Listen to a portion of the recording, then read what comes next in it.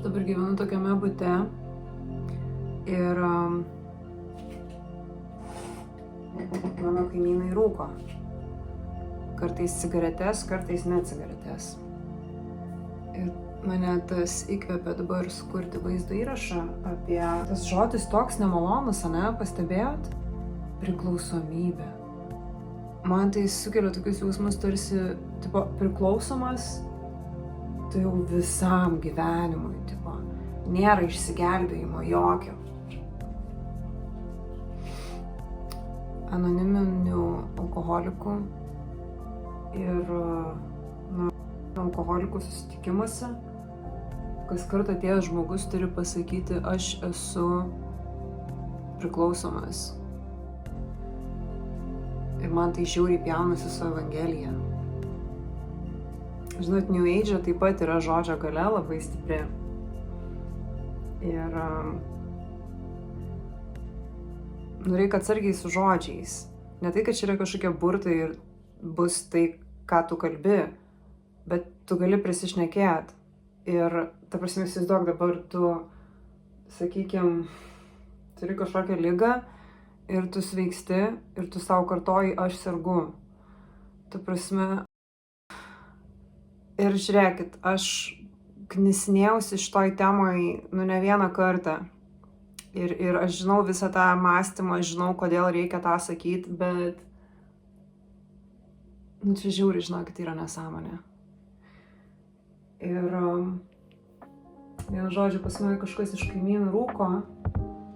Žinot, labai įdomu, kad aš nerūkau jau 6 metus beveik. Ir pirmus kokius 3 metus man iš tiesų keldavo pagundą. Norėdavosi pasiduoti. O dabar aš vis tiek, aš uždarau balkoną, nes aš nenoriu uostyti. Bet aš galvoju, kad reikia paaiškinti. Gerai, aš galiu tik per savo patirtį kalbėti. O jūs spręskite, ką jums daryti, ko nedaryti. Rūkymas sustabdo tavo emocinį vystymąsi. Rūkant išsijungia visą negatyvą ir tu iš karto jautiesi ramus. Čia toks kaip, tipo tu pastoviai nuraminamųjų. Ir tokiu būdu, kai yra sunkumai, tu neišmoksti nugalėti tos sunkumus, ten susivaldyti ar kažkaip tu reaguoji ramiai. Tiesiog yra tokie emociniai dalykai, įgūdžiai, kurie išsivysto per, pavadinkim, nemalonės patirtis. Tai ant psichotropinės medžiagas tas variklis yra sugadinamas. Aišku, Dievas jį gali atstatyti, kaip atsitiko man ir daugeliui kitų žmonių, bet esmė, kad dabar labai yra populiaru rūkymas. Kaip aš pastebiu, taip, kad vis dažniau ir dažniau kažkur užuodžiu. Tipo, ar aš miestu einu, ar aš čia gyvenamasis rajonas, man tai čia iš tiesų yra taip neįprasta ir ta prasme dabar yra, normaliai jau po darbo. Po darbo jau galima rūkyti.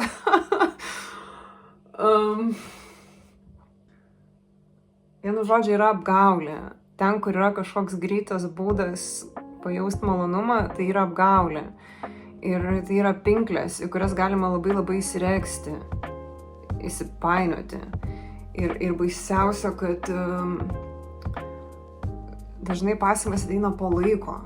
Ir turint omeny, kad yra psichotropinis narkotikas, tai veikia jūsų psichiką.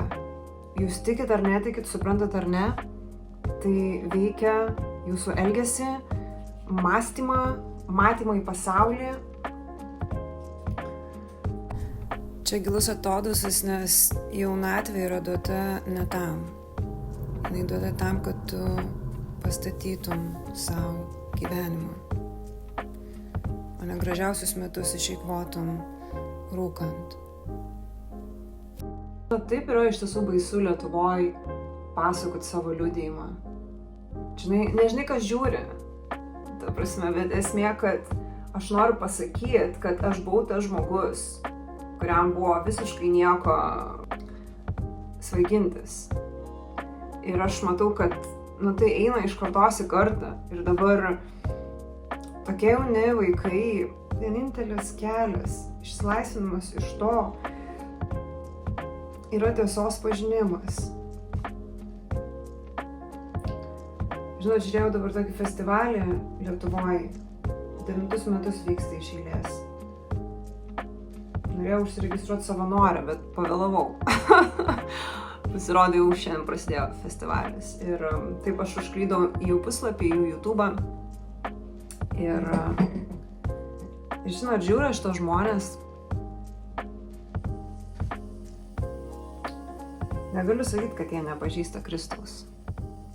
Jiems gal nieks nepristatė Kristaus. Bet tikras žmogiškumas tai yra iš tiesų mylėti kitus, suprasti, užjausti, priimti, paguosti. Ir tam festivalį visą tai daro. Žinokit, sekti Kristų yra žymiai plačiau negu tik eiti į bažnyčią. Aš savo kailiu patyriau religiją,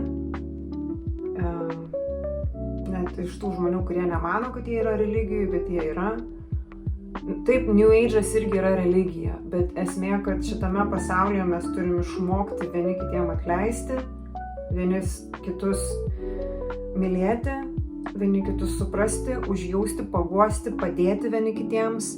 Tai yra Kristaus mokymas. Atgimti šventąja dvasia ir daryti Dievo valią. Šiek tiek įvažiavau į kitą temą, tai neblaškysiu jūsų. Galima pradėti nuo paprastų dalykų.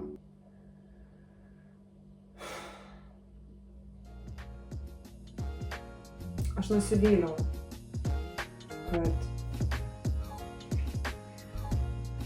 kad pasaulyje žmonių, kurie nepažįsta Kristaus, žinot, greičiausiai jie pažįsta Kristų, bet jie dar nežino, kad tai iš tiesų yra Jėzus Kristus.